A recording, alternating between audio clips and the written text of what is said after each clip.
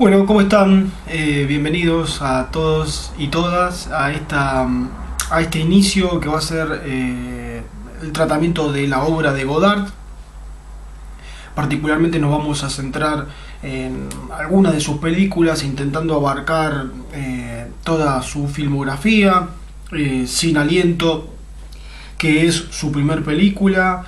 Luego, bueno, pasando por El Desprecio, La Chinois, una película muy particular que se llama Vientos del Este, que es una película realizada en un grupo de directores, incluso directores europeos, latinoamericanos, que tiene que ver más con una situación política. Después ya la desarrollaremos.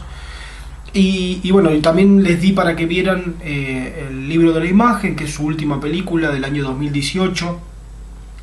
Si bien sale un poco dentro de la línea histórica que nosotros buscábamos abarcar, me parecía interesante que pudiéramos ver el final o lo que ya estamos atravesando como la época final de Godard.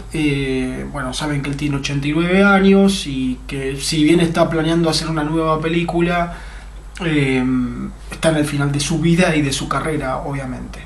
Bueno, un poco la estructura de la clase que vamos a desarrollar tiene que ver con, primero, analizar un poco el estilo de Godard, algunas cuestiones que se relacionan más con su forma de hacer cine, y luego sí nos vamos a detener en sus películas, justamente en el análisis de sus películas. Lo primero que podemos decir es que la llegada de Godard al mundo del cine significó una fractura definitiva, quizás incluso me animaría a decir tanto como lo significó el neorrealismo italiano tras la Segunda Guerra Mundial.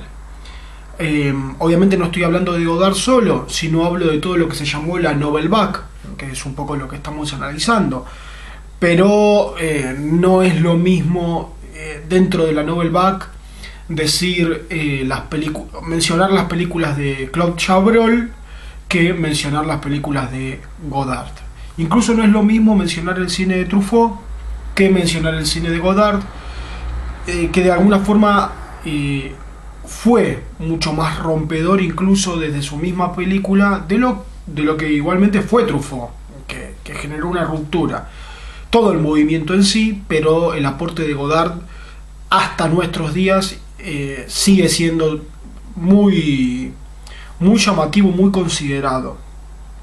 ¿Por qué? Porque bueno, el estilo de Godard de alguna forma tiene la curiosidad de manejarse o de desarrollar o de exacerbar los tópicos clásicos. Lo que Godard hace de alguna medida es nuevo, pero los tópicos sobre los que hace su innovación son los tópicos clásicos, los tópicos que ya hemos visto en este análisis de todos estos años, en los cuales hemos visto desarrollado el cine clásico norteamericano, el cine soviético, el cine nazi, incluso el neorrealismo. Si bien Godard de alguna forma rechazaba el neorrealismo, él, bueno, ustedes tienen un apunte ahí muy interesante que se llama El montaje, mi hermosa inquietud, donde se entiende como si fuera una especie de manifiesto que él no concibe el cine sin montaje o con un montaje mucho más limitado como lo que se proponía el neorrealismo. Para Godard el montaje y la dirección no compiten entre sí como sucede con el neorrealismo, donde la búsqueda de continuidad del tiempo real, que solamente se puede captar en el momento de la dirección, tiene como finalidad quitarle poder al montaje. Bueno, a Godard esto no lo considera, no le pasa, todo lo contrario. Él cree que montaje y dirección, que la etapa de dirección, que la etapa de dirigir y la etapa de edición, la etapa del montaje, son igualmente importantes y son parte de un mismo proceso. No las entiende como parte de procesos diferentes, como, si se quiere, instancias que rivalizan entre sí. No, las considera como los extremos o si se quiere, postas muy importantes de un mismo proceso, y ese proceso obviamente estamos hablando del proceso de dirección de la película. Bueno, básicamente entiende que dentro de, obviamente, formas distintas de desarrollo, el proceso de dirección será un proceso que tiene que ver más con la captación del espacio físico, porque bueno, ustedes saben que la cámara, cuando tiene el contacto con la realidad, no puede captar el tiempo, sino capta el espacio, capta la acción.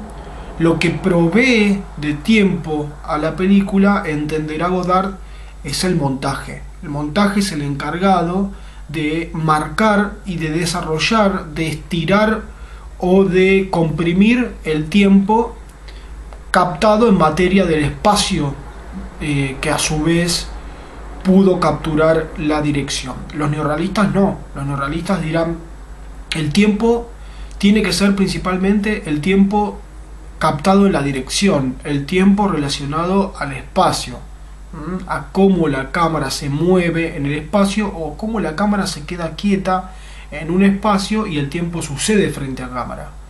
Godard tendrá la mirada opuesta. Por eso decimos que su relación con el neorrealismo no es tan cercana como sí lo es con el cine clásico de Hollywood, como sí lo es con otras cinematografías que trabajan sobre los principios fundacionales del cine de ficción. ¿Cuáles son estos principios fundacionales? Bueno, lo hemos visto y lo hemos analizado en un pequeño repaso.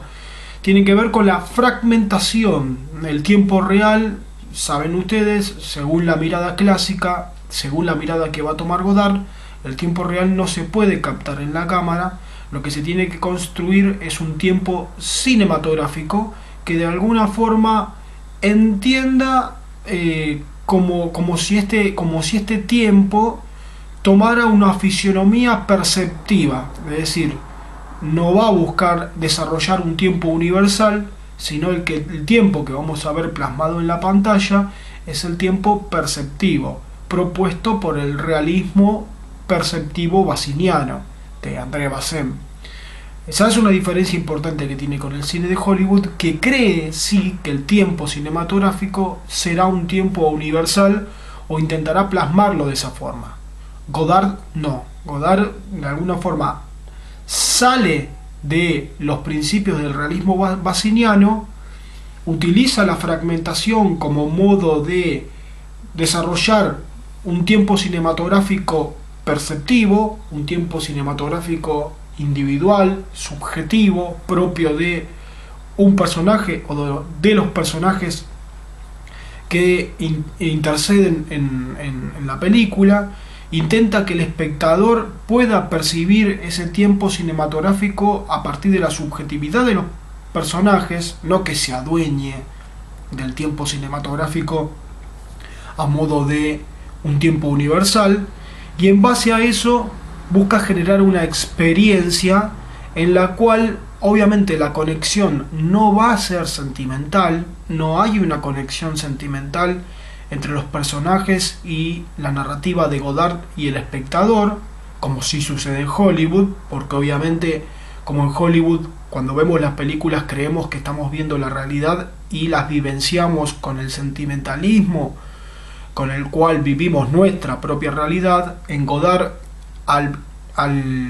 de alguna forma, al encontrarse con el filtro de la experiencia subjetiva de los personajes de la pantalla, el sentimiento no se irradia hacia el espectador no siente que está viviendo él mismo esas situaciones. Lo que sí tenemos una identificación conceptual, tenemos una identificación basada en el pensamiento, en la reflexión, en la psicología, si se quiere.